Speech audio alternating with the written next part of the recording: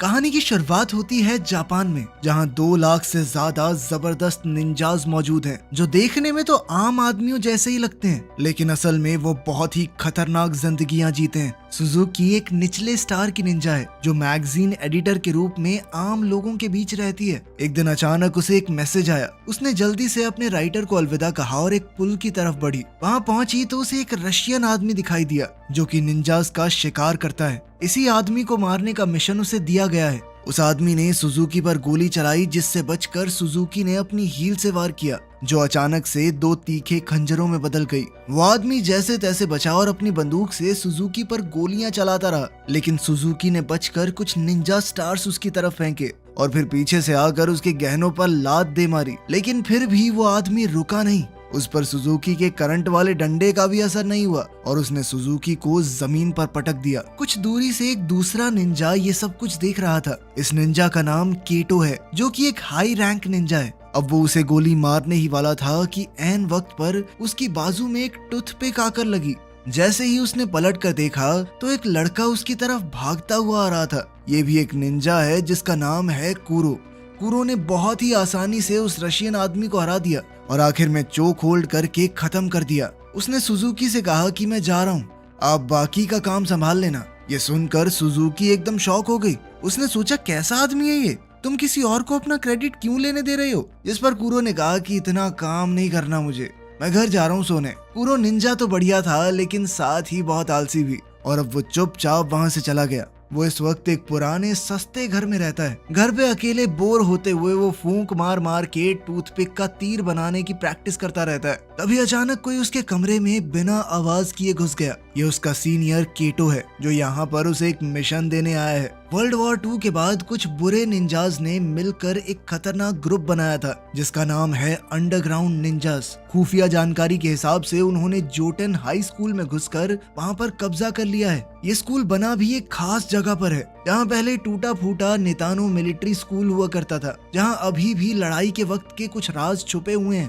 कुरो का मिशन है कि उसे अंडर कवर जाकर उनके प्लान का पता लगाना है। उसके मिशन में मदद करने के लिए केटो ने उसे एक खास सूट दिया। इस सूट की मदद से वो गायब हो सकता था, लेकिन सिर्फ ऊपर ऊपर से। जब कुरो इस सूट के साथ टाइम पास कर रहा था, तभी टॉयलेट से कुरो की एक दोस्त की आवाज आई, जो कि टॉयलेट पेपर मांग रही थी। वो सीट से बहुत दूर रखा हुआ था। उसने कुरो से कहा कि अगर मेरी तरफ देखा ना तो बहुत मारूंगी, समझा? उसकी बात मानते हुए कुरो दीवार पर चढ़कर लड़की के ऊपर से उसे ना देखते हुए टॉयलेट पेपर तक पहुंच गया, लेकिन आखिर में टॉयलेट पेपर पकड़ाने के लिए लड़की की तरफ मुड़ गया, जिसके लिए उसके मुंह पर चप्पल लगी।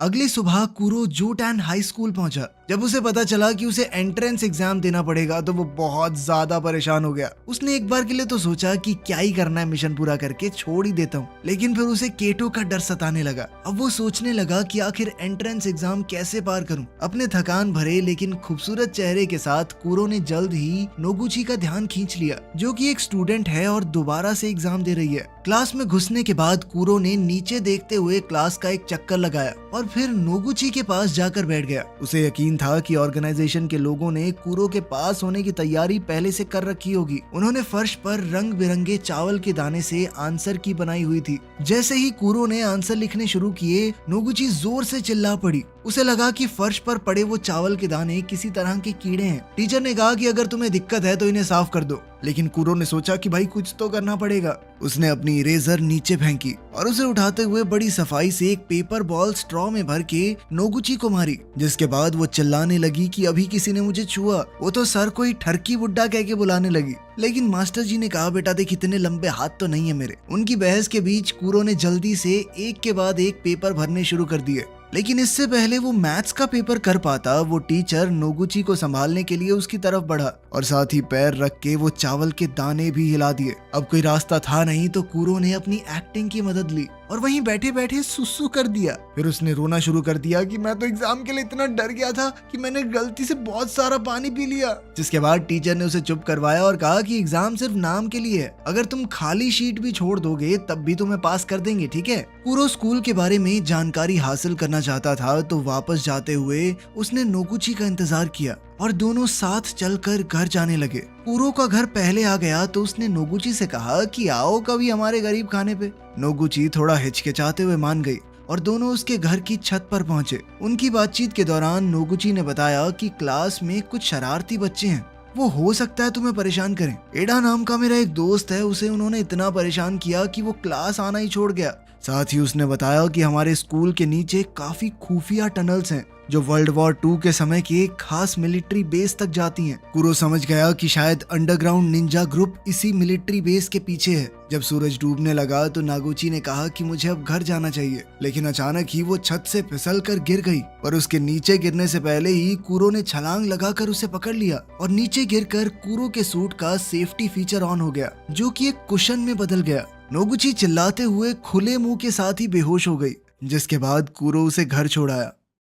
उसी रात एक लुच्चा लड़का अपने ड्रोन को उसकी पड़ोसन दोस्त कवाडो के बाथरूम के पास उड़ाने की कोशिश कर रहा था, पर वो नहीं जानता था कि कुरो अपना इनविजिबल सूट पहनकर वहीं बैठा है। उसने अपने खास डंडे से लड़के को बिजली का झटका दे दिया। दरअसल ये लड़का नोगुची का दोस्त ईडा ही है। कुरो ने उसे कवाडो से माफी मांगने को कहा और अगले दिन स्कूल ले गया, ये कहकर कि डर मत, मैं तुझे बचाऊंगा, लेकिन 500 की पत्ती लगेगी हर रोज। स्कूल पहुंचते ही वो लड़के फिर से ईडा को परेशान करने लगे, लेकिन इस बार शायद उन्होंने गलत दिन चुना था, क्योंकि आज कुरो भी यहाँ था। कुरो ने अपने पैर से ईडा का पैर पकड़ा और धम से उस दूसरे लड़के पर हमला करवा दिया, जिसके बाद वो लड़का दर्द से कूदने लगा। ईडा को तो समझ ही नहीं आया कि हुआ क्या, और फिर कुरो पीछे की लाइन में जाकर बैठ गया। वो किताब भी नहीं लाया था, जिसके बाद साथ बैठी लड़की साटो ने उसे अपनी किताब दी, जिसके बाद नोगुची उसे जलन भरी आंखों से देखने लगी। तभी उसके चेहरे पर एक लाल रोशनी पड़ी, जो कि एक लेजर लाइट है। ये दरअसल निंजास का सिग्नल है एक दूसरे से बात करने का। इसके बाद कुरो उठा और क्लास से बाहर चला गया। छत पर शियोन नाम का एक लड़का था, वो एक हाई रैंक निंजा है। उस दिन जब कुरो ने उस रशियन आदमी की छुट्टी की थी, उस दिन वो भी वहीं मौजूद था। इससे पहले वो लड़ाई में कूदता कुरो बीच में आ गया। कुरो की ही तरह वो भी स्कूल में एक अंडरकवर निंजा है, जिसका काम था ये पता लगाना कि अंडरग्राउंड निंजा ग्रुप में कौन कौन है। उन दोनों के साथ साथ एक और निंजा है जो यहाँ पर भेस बदल कर रह रहा है। वो इस वक्त स्कूल का डिसिप्लिन डायरेक्टर है। उसने कुरो को क्लास के बाद बॉयलर रूम में मिलने को कहा और फिर वहाँ से गायब हो गया। तभी कुरो ने देखा कि एडा फिर से मुसीबत में पड़ गया है। वो अपने ऊपर का शरीर गायब करके एक बक्सा मुंह पे पहनकर वहां पहुंचा और उन लड़कों में से एक ने कुरो को लात मारी ये जानने के लिए कि वो कौन है, लेकिन उल्टा वो खुद ही नीचे गिर गया। कुरो ने पहले उसकी गेम बिठाई और फिर एडा के पीछे खड़ा होकर उसके हाथ पकड़ लिए। उसने एडा के हाथ से ही दूसरे लड़के को जबरदस्त मुक्का दिया ताकि स्कूल में कुरो का नहीं एडा का नाम हो। इसके बाद कुरो बॉयलर रूम में डायरेक्टर से मिलने पहुंचा। डायरेक्टर ने अचानक पीछे से एक तलवार निकाली और कुरो पर हमला कर दिया। वो दोनों एक दूसरे को अंडरग्राउंड निंजा ग्रुप का मेंबर समझ रहे थे। कुरो ने डायरेक्टर के हर एक वार का जबरदस्त जवाब दिया। जब उसे पता चला कि डायरेक्टर अंडरग्राउंड निंजा ग्रुप से नहीं जुड़ा हुआ, तो उसने कहा कि पीछे हट जाइए, हमारी सैटेलाइट ने आपके ऊपर निशाना साध रखा है। अगर मैं चाहूँ तो 1 सेकंड में खत्म कर सकता हूँ आपको। लेकिन डायरेक्टर को लगा कि कुरो बकवास कर रहा है, उस जैसे लो क्लास निंजा के पास सैटेलाइट का एक्सेस हो ही नहीं सकता। लेकिन तभी आसमान से सैटेलाइट ने लेजर से हमला किया और डायरेक्टर की तलवार बीच से काट दी। डायरेक्टर समझ गया कि इससे पंगा नहीं लेना, जिसके बाद कुरो वहां से चला गया। बाहर निकलते ही उसने देखा कि उसकी क्लास की सबसे फेमस लड़की मित्सुकी उसका इंतजार कर रही थी। वो कुरो को देखकर कुछ अजीब से तरीके से मुस्कुराई और बिना कुछ कहे वहां से चली गई। पास ही के एक स्टोर में कस्टमर के बाहर निकलने के बाद स्टोर का सेंसर वाला दरवाजा खुद ब खुद खुला और फिर बंद हो गया, जैसे कोई अदृश्य चीज अंदर गई हो। और कुछ ही देर में स्टोर का सामान गिरने लगा। स्टोर में मौजूद उस औरत ने लड़ने की कोशिश की, वो भी एक निंजा थी, लेकिन इस इनविजिबल आदमी ने उसे खत्म कर दिया। सुजुकी को एक मैसेज आया कि किसी ने उसकी मेंटोर, जो कि एक निंजा थी, उसका खून कर दिया है और तभी सुजुकी पर भी वार हुआ। सुजुकी समझ गई कि ये जरूर कोई अंडरग्राउंड निंजा ग्रुप का आदमी है, क्योंकि उनके पास ही ऐसा सूट है जो एक इंसान को पूरी तरह गायब कर सकता है, जबकि उनका सूट आदमी को आधा ही गायब करता है। वहीं जब साटो स्कूल से घर जा रही थी तो उस आदमी ने उसे पकड़ लिया। सुजुकी ने चेतावनी दी कि वो किसी आम आदमी को नुकसान न पहुंचाए। इस पर उस आदमी ने सुजुकी से कहा कि तुम्हारी मौत यहाँ नहीं लिखी, कोडान हाई स्कूल में लिखी है। उधर नोगुची अपने कमरे में बैठी कूरो के बारे में सोच रही थी। पिछले कुछ दिनों से वो कूरो के ख्याल को अपने दिमाग से निकाल ही नहीं पा रही। वो उसके साथ एक खुशहाल जिंदगी बिताने के सपने देख रही थी और तभी हमने देखा कि कूरो उसके बिस्तर के पास आधी रात को चुपचाप उसे घूरते हुए बैठा था। कूरो ने उसे बताया कि स्टोर में काम कर रही एक निंजा को मार दिया गया है और उसे डर है कि अंडरग्राउंड निंजा गैंग हमला करने वाली है। उनके स्कूल में बहुत ही जबरदस्त लड़ाई छिड़ने वाली है। उसने नागुची से कहा कि तुम कुछ दिनों के लिए स्कूल मत आना, ठीक है? और फिर बिना कुछ कहे कूरो खिड़की से बाहर कूदकर गायब हो गया। इसके बाद हम एक आदमी को इस तरह भागते हुए देखते हैं मानो कोई उसकी जान के पीछे पड़ा हो। अचानक एक निंजा स्टार उसका पीछा करने लगा और मौका मिलते ही उसकी टांग में जा घुसा, जिसके बाद वो आदमी गिर पड़ा। इस आदमी का नाम सारुटा है, जो पहले कूरो की टीम यानी NIN का ही एक निंजा था, लेकिन अब उसने वो ग्रुप छोड़ दिया था। जिसके बाद उसका पीछा कर रहे उस इनविजिबल आदमी ने कहा कि क्या वो अंडरग्राउंड निंजास के साथ जुड़ना चाहेगा। सारुटा इसके लिए 1 सेकंड में मान गया और कहने लगा कि लोगों को मारने में तो मुझे बहुत मजा आता है, बताओ कौन है टारगेट। पता चलता है कि जो इनविजिबल निंजा सभी निंजास को मार रहा था वो कोई और नहीं बल्कि सारुटा ही है। अगली सुबह जब एक स्टूडेंट स्कूल जा रहा था तो सारुटा ने एक ही झटके में उसकी मुंडी उड़ा दी और बॉडी को अपने साथ ले गया। उधर कूरो के मना करने के बावजूद भी नोगुची उसे ढूंढते हुए स्कूल पहुंची। तभी स्कूल के डायरेक्टर ने उसे देख लिया। नोगुची ने हड़बड़ाकर सब कुछ बता दिया कि कूरो ने उसे बताया था कि स्कूल तबाह होने वाला है। डायरेक्टर समझ गया कि लड़ाई छिड़ने ही वाली है। उसने नोगुची को एक अंगूठी दी और कहा कि ये कूरो को दे देना, उसे ढूंढने की कोशिश करो, ये बहुत जरूरी है। कुछ देर बाद सारुटा उस स्टूडेंट की बॉडी के साथ क्लास में पहुंचा। अभी भी उसे कोई देख नहीं पा रहा था और अचानक से वो बिना सर का शरीर सबके बीच में आकर गिरा।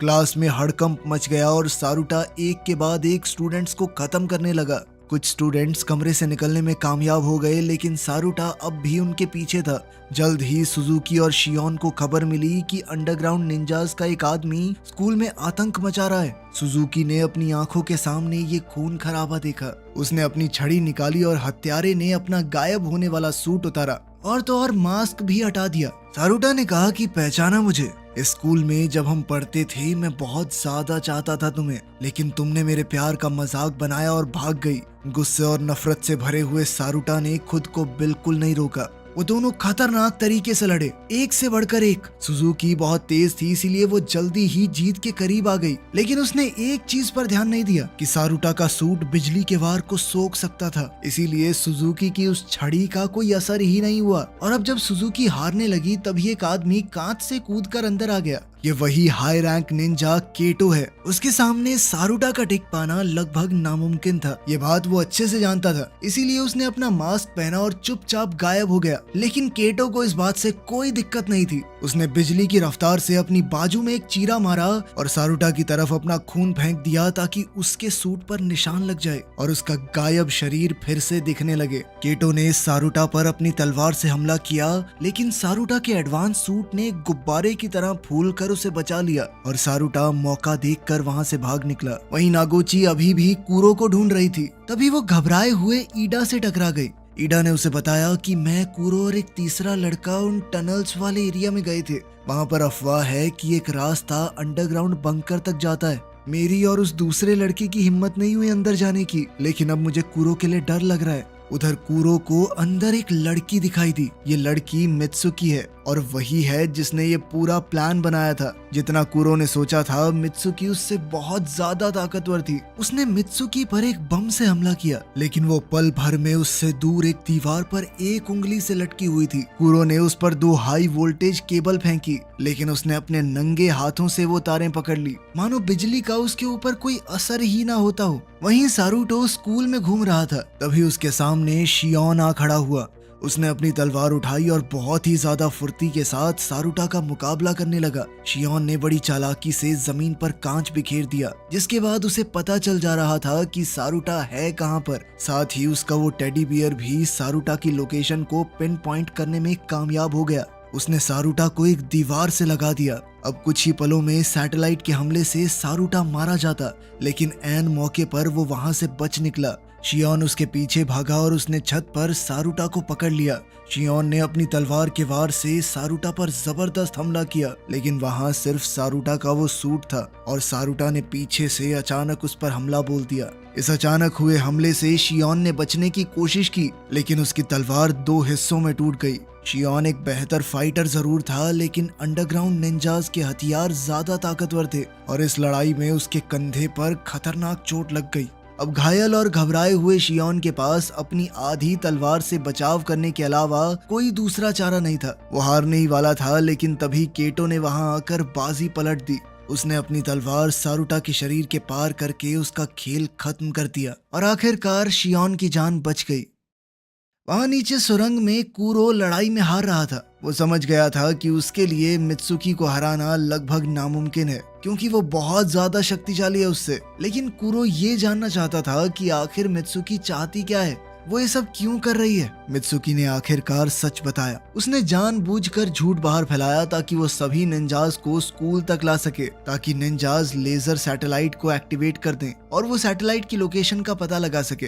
हैक किए हुए डेटा का इस्तेमाल करके इन्होंने सैटेलाइट का पता लगा भी लिया और अब उनका एक आदमी उस सैटेलाइट के पास पहुंच चुका है। उनके एक खास सूट स्पेस में भी काम करते हैं। उधर मित्सुकी ने कूरो पर एक खतरनाक हमला किया। मित्सुकी की जबरदस्त ताकत से कूरो लगातार अपना बचाव कर रहा था, लेकिन असल में वो सिर्फ वक्त काट रहा था कि कहीं से उसके दोस्त आ जाएं और उसे बचा लें। तभी वहां नागोची ईडा के साथ आई। नागोची ने कूरो को वो अंगूठी दी जो डिसिप्लिन डायरेक्टर ने उसे कूरो को देने के लिए कहा था। उसने वो अंगूठी पहनी और उसका एंटीना ऑन किया। तभी एक ड्रोन तलवार लेकर वहां आ गया। उसने वो तलवार उठाई और पैर से मित्सुकी की तरफ धूल उड़ाई और फिर मौका देखकर वार किया। दोबारा से दोनों ने डट कर एक दूसरे का सामना किया, लेकिन कूरो समझ गया कि मित्सुकी के ऊपर सीधा वार करना बेवकूफी है। उसे चकमा देकर अचानक हमला करना होगा। उसका गायब कर देने वाला सूट भी किसी काम का नहीं था, क्योंकि वो सिर्फ उसके ऊपर के शरीर को गायब करता था। सूट एक्टिवेट करने के बावजूद भी मित्सुकी उसे देख तो सकती थी।